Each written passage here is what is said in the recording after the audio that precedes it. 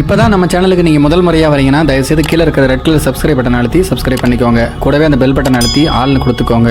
அப்போ தான் நம்ம போடுற வீடியோ உங்களுக்கு தினமும் கிடைக்கும். சரி வாங்க இப்போ நம்ம வீடியோக்குள்ளே போகலாம். ஒரு பெண் தனியாக வாழ்வது என்பது இன்று வரை சாத்தியமில்லாமல் இருக்கிறது. அதிலும் கணவனை இழந்த சில இளம்பெண்களுக்கு அச்சுறுத்தல்களும் மிரட்டல்களும் பாலியல் தொல்லைகளும் அடுக்கடுக்காக வந்து சேர்வது என்பது தொடர்கதையாகிவிட்டது. சென்னையிலும் ஒரு அபலை பெண் சிக்கியுள்ளார். சென்னையில் இருக்கக்கூடிய அரும்பாக்கம் பகுதியை சேர்ந்தவர் தேவி. 30 வயது ஆகிறது. இவருக்கு கல்யாணமாகி 11 வருடங்கள் ஆகிறதாம். ஒரு மகனும் ஒரு மகளும் இருக்கிறார்கள். ஆனால் கணவருடன் ஏற்பட்ட தகராறில் இவர் பிரிந்து விட்டார். கல்யாணமாகி 3 வருடங்கள் தான் இவர்கள் ஒன்றாக வாழ்ந்திருக்கிறார்கள். அதன் பிறகு 8 வருடங்களுக்கு முன்பாகவே குழந்தைகளுடன் வெளியேறி வந்துவிட்ட தேவி தனியாகவே வசித்து வருகிறார். இவர் குடியிருக்கக்கூடிய பகுதியிலேயே கன்னியப்பன் என்பவர் வசித்து வந்துள்ளார். இவருக்கு 28 வயது ஆகிறது. 2 வருடத்துக்கு முன்புதான் கன்னியப்பனுடன் தேவிக்கு பழக்கம் ஏற்பட்டுள்ளதாக சொல்லப்படுகிறது. ஆரம்பத்தில் சாதாரணமாக பேசிக்கொண்டிருந்த கன்னியப்பனுடைய பேச்சில் நாளடைவில் மாற்றம் ஏற்பட்டது. தன்னை திருமணம் செய்து கொள்ளுமாறு தேவியை கன்னியப்பன் கேட்டுள்ளார். அதற்கு தேவி மறுத்துள்ளார். இருந்தாலும் விடாமல் தேவியை டார்ச்சர் செய்து வந்தபடியே இருந்துள்ளார். தேவி திருமணத்திற்கு மறுப்பு சொல்லவும் ஒரு கட்டத்தில் அவரை அடித்து சித்திரவதை செய்ய தொடங்கினார் கன்னியப்பன்.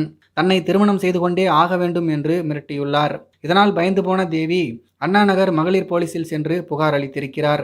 அந்த புகாரில் கன்னியப்பன் என்பவர் தினமும் என்னை திருமணம் செய்து கொள்ளுமாறு வீட்டுக்கு வந்து அடித்து உதைத்து சித்திரவதை செய்கிறார். இனிமேல் என்னை தொந்தரவு செய்யக்கூடாது, அவர் மீது நடவடிக்கை எடுக்க வேண்டும் என கேட்டுக்கொண்டிருந்தார். மகளிர் போலீசாரும் இது தொடர்பாக வழக்கு பதிவு செய்தனர். ஆனால் எந்த ஒரு நடவடிக்கையும் கன்னியப்பன் மீது எடுக்கவில்லையாம். அவரை கூப்பிட்டு விசாரிக்கவும் இல்லையாம். இதனால் அதிருப்தியும் வருத்தமும் அடைந்த தேவி பல முறை அண்ணாநகர் மகளிர் போலீஸுக்கு சென்று தன்னுடைய புகார் என்ன ஆச்சு என்று கேட்டுள்ளார். அதற்கு போலீசாரும் ஏதாவது ஒரு காரணத்தை சொல்லி அலைக்கழித்ததாக சொல்லப்படுகிறது.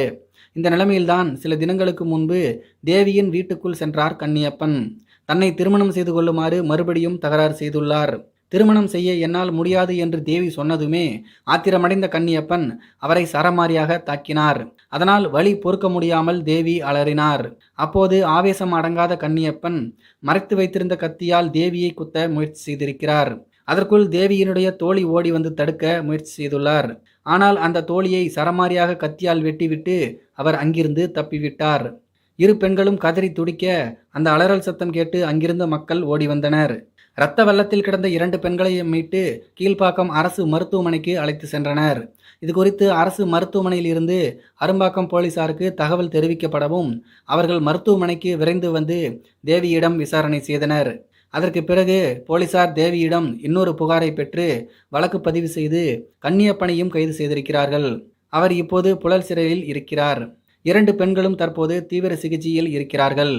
அந்த பொண்ணு புகார் கொடுத்துருக்கும் போதே போலீஸார் அவனை கூப்பிட்டு என்ன ஏதுன்னு விசாரிச்சிருந்தா இந்த அளவுக்கு ஆயிருக்குமா? பாருங்கள், போலீஸ்காரங்களோட அலட்சியத்தால் அந்த பொண்ணு இப்போ ஹாஸ்பிட்டல் வரைக்கும் போயாச்சு.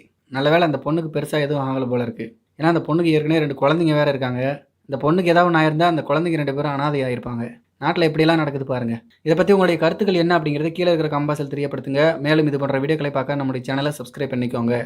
நன்றி, வணக்கம்.